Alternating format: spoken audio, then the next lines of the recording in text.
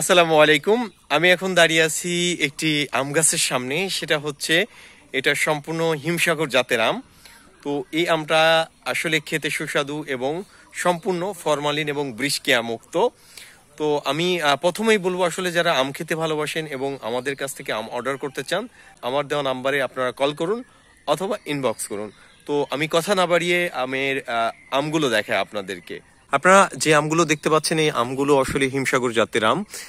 তবে এই গাছের আমগুলো আসলে তেমন একটা বড় হয়নি, আকারে বেশ ছোট সাইজের আমগুলো।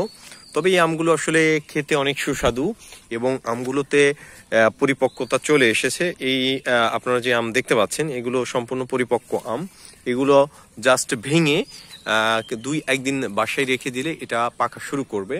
তবে এখন পর্যন্ত এই আমগুলো আমরা এখনো ভাঙা শুরু করিনি, আরো কিছুদিন পরে ভাঙবো, যার ফলে আসলে বাসায় ভেঙে রেখে দিলে এটার পরিপক্কতা আসবে না। তো আরো কিছুদিন গাছে যখন 2-4টা করে আম পাকা শুরু করবে, তখনই আমরা কিন্তু এই আমগুলো ভাঙা শুরু করব। তো এই ছিল আজকের ভিডিও। ভালো থাকবেন, সুস্থ থাকবেন। আসসালামু আলাইকুম।